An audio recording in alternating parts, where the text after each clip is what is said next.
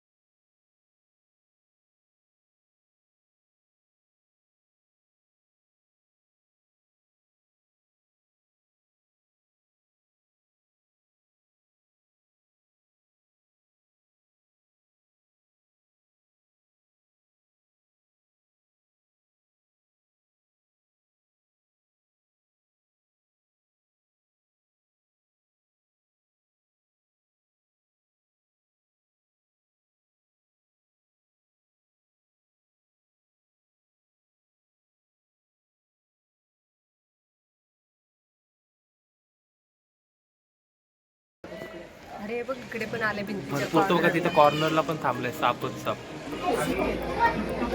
एकदम क्लिअर. बघा किती साप आहेत आणि किती मासे पण येते बघा. हे बघा मासे बघा किती थांबले.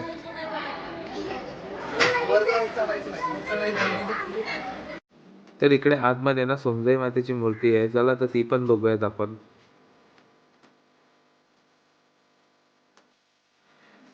तर इथे आल्यावर ना तुम्हाला एकदम खूप म्हणजे असं थंड वातावरण भेटेल. त्याच्यानंतर बसायला स्वच्छ जागा तुम्ही पाहू शकता, किती क्लीन आहे, किती मेंटेन केलेली आहे व्यवस्थित.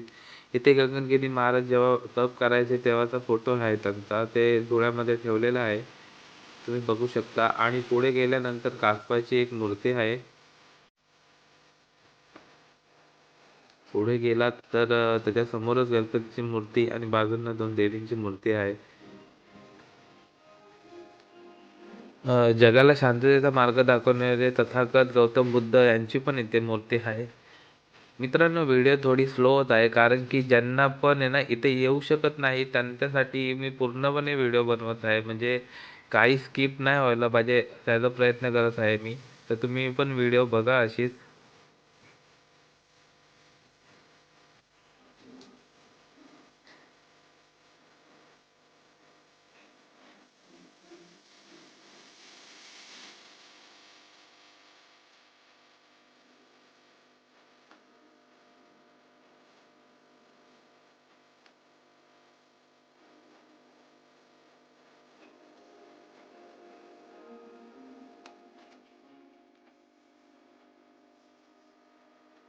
तर ना येत आहे, ठीक आहे. इकडे पण आहे, आता नवीनच झालं ते.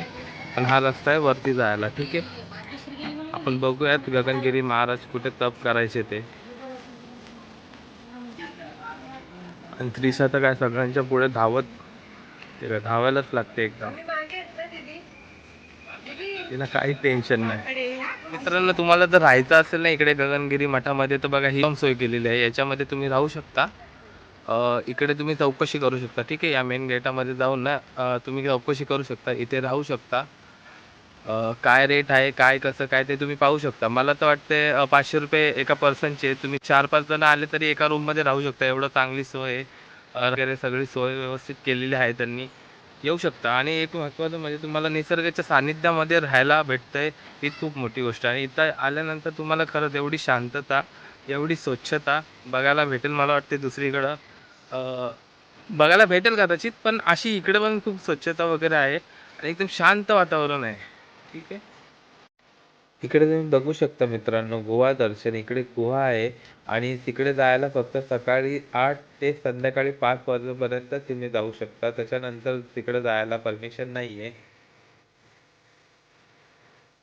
तुम्हाला जे भक्त निवास दाखवलेला आहे त्याच्याच मागच्या बाजूला एक आयुर्वेदिक मसाज सेंटर आहे.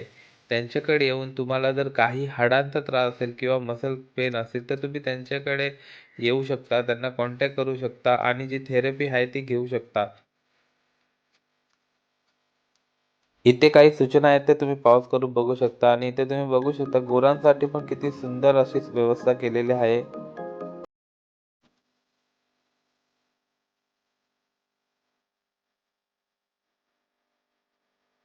त्यानंतर जाताना ना हे शिव मंदिर लागतं एक, ठीक आहे. असं जाताना इकडून गेलं ना की आपल्याला गुहेकडे जायचंय.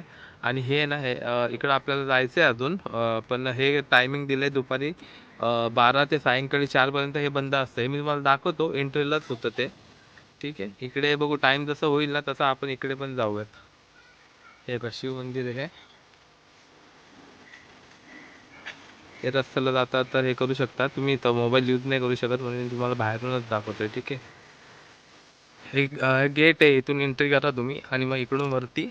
आता बघा काय काय होतं ते मी दाखवतो तुम्हाला डायरेक्ट. गुहेकडे जात असताना अशी पाण्याची व्यवस्था केलेली आहे जेणेकरून उन्हाळ्यामध्ये खूप इथं रस्ता खूप गरम असतो, चटके लागू शकतात. आणि मॅट टाकलेली आहे पण तरीही उन्हाळ्यात खूप गरम होतं, त्याच्यामुळे पाण्याची अशी सोय केलेली आहे. आणि इथं त्रिशाला घेऊन मी थोडंसं मजा म्हणून धावत आहे. इथे काही शांततेच्या सूचना दिलेल्या आहेत ते तुम्ही बघू शकता. आणि इथून वरती आपल्याला जायचंय आता.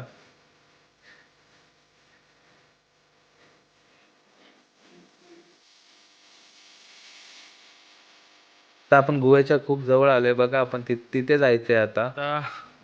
आम्हाला पण वाट लागली पूर्ण सडन आहे, कमीच 10 मिनिटाचीच वॉकिंग आहे पण पूर्ण सडनच आहे. हे बघ.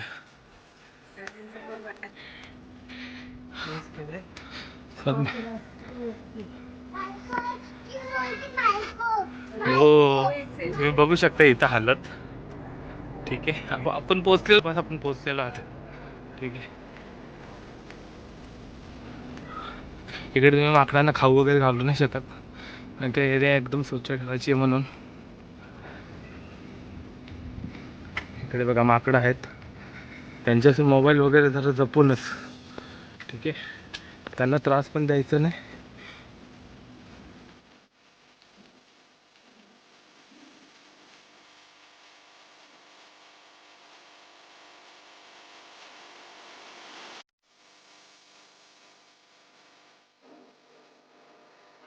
गुहेमध्ये जाताना पूर्णपणे शांतता बाळगावी. आणि इथं ज्या प्रतिमा उभारलेल्या आहेत ना गगनगिरी महाराजांच्या, तर ते एक वेळ तुम्हाला असे वाटेल की स्वतः गगनगिरी महाराजच बसलेले आहेत तप करायला.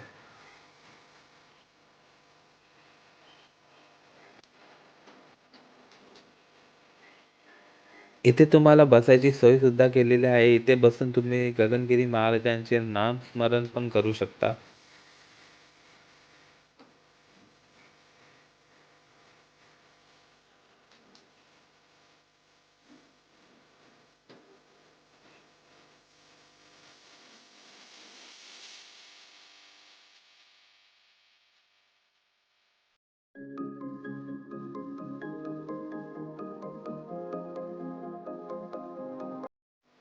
गुहेतून मठ कसं दिसतं आणि किती लांब मठ आहे ते पण तुम्ही पाहू शकता. चला तर आता आम्ही ना वरून गुहेवरून जाऊन आलेलो आहे गजानन महाराजांच्या, आणि आता आम्ही इथे थांबलेलो आहे जरासं विश्रांतीसाठी, कारण की खूप चढण आहे. तुम्ही बघा चढण बघा कशी आहे डायरेक्ट. हे डायरेक्ट खालून वरपर्यंत यायचं म्हणजे वयस्कर लोकांनी जरा विचार करूनच या. येऊ शकता तुम्ही, असे काय नाही, वयस्कर लोक पण जातात.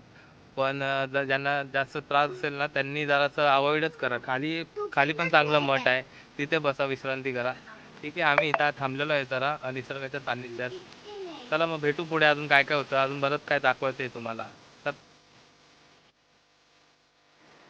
तर गोव्यातून खाली आल्यानंतर मग थोडी विश्रांती घेतली एका ठिकाणी, आणि मग नंतर त्रिशासोबत धावायची सुरुवात केली. इथं थोडंसं कॅटवॉक असतं, पण थोडं कॅट रन पण केलं इथं थोडंसं जरा मजा म्हणून.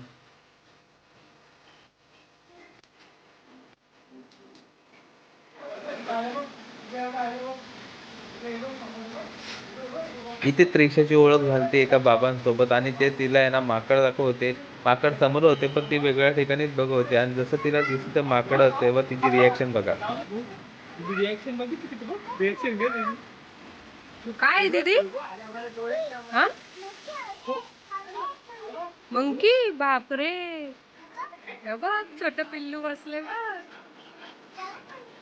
नको नको. अरे हो ना बाबा.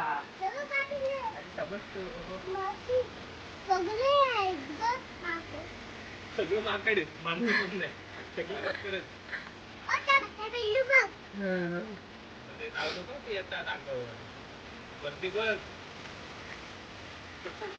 इकडे एक मंकी झाडावर लटकलेला होता आणि अंजीर तोडून खात होता. छोटे छोटे पिल्ले आहेत मस्त, खूप खूप सुंदर.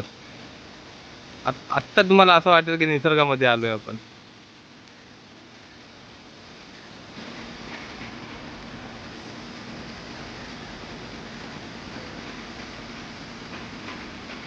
हे आता 12 ते 4च्या दरम्यान बंद असतं, आणि 4 वाजल्यानंतर आता आपण एंट्री केली आहे, आणि इकडे मोबाईल वापरण्यास बंदी आहे, कारण की इथे ना 20-30 माकडे एका ठिकाणीच असतात, तर तुमच्या हातातून ते कधी पण मोबाईल खेचू शकतात.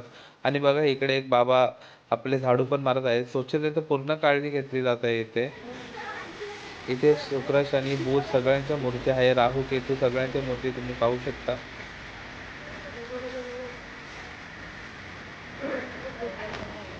तर मी तुम्हाला दाखवतो की बघा आता इकडे ना पाणी नव्हतं ना मगाशी, एका साईडला फक्त थांबलेलं पाणी होतं बरोबर, जिथे आपण साप वगैरे बघितले, मासे बघितले भरपूर. ठीक आहे, आता तुम्ही बघा इकडे पाणी किती चालू झालंय ते. हे बघा. हे बघा, आता मगाशी इथं पाणीच नव्हतं अजिबात, किती पाणी आलं बघा. मगाशी आपण ह्या साईडला बघितले साप आणि मासे वगैरे.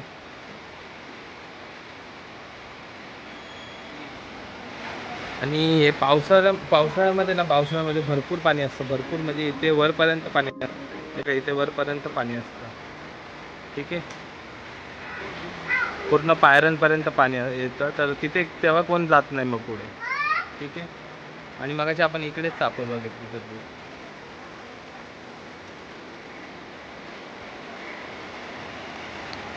चला तर आपण आता चाललेलो आहे महाप्रसादाकडे, आणि महाप्रसादाची वेळ ही 12 ते 1:30 असते, आणि इथून तुम्हाला कुपन घ्यावे लागतील. 20 रुपयाला एक कुपन असते, जेवढे जण तुम्ही असणार तेवढे तुम्हाला कुपन घ्यावे लागतील.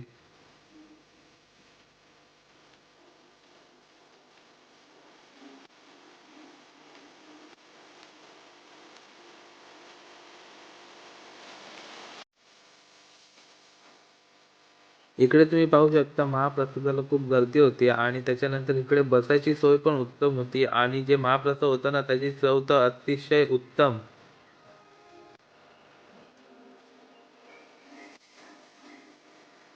इथे जेवण करून झाल्यानंतर जे ताट आहे ना ते स्वतःच इथे धुवायचं आहे. चला तर आपलं इथं मस्त असं जेवण झालेलं आहे, महाप्रसाद झालेला आहे. तर इथे तुम्ही पाहू शकता आयुर्वेदिक औषधे आणि ऑइल, जर तुम्हाला हवे असेल तर तुम्ही इथून खरेदी करू शकता, आणि गगनगिरी महाराजांचे जे फोटो आणि पुस्तक आहेत ते सुद्धा घेऊ शकता, आणि तुम्हाला जर गगनगिरी मठाला काही देणगी द्यायची असेल ती सुद्धा तुम्ही इथून देऊ शकता. चला तर बाहेर आलो आम्ही आता, खूप चाललो, खूप चालायला लागतं वरती. त्यानंतर आम्ही सगळ्यांनी गोळा घालला, एक गोळा पार्टी केली. ठीक आहे, दीदीला फ्रुट्स घेतले. कशी खाते? इथनं गंमत दाखवतो. हे बघा.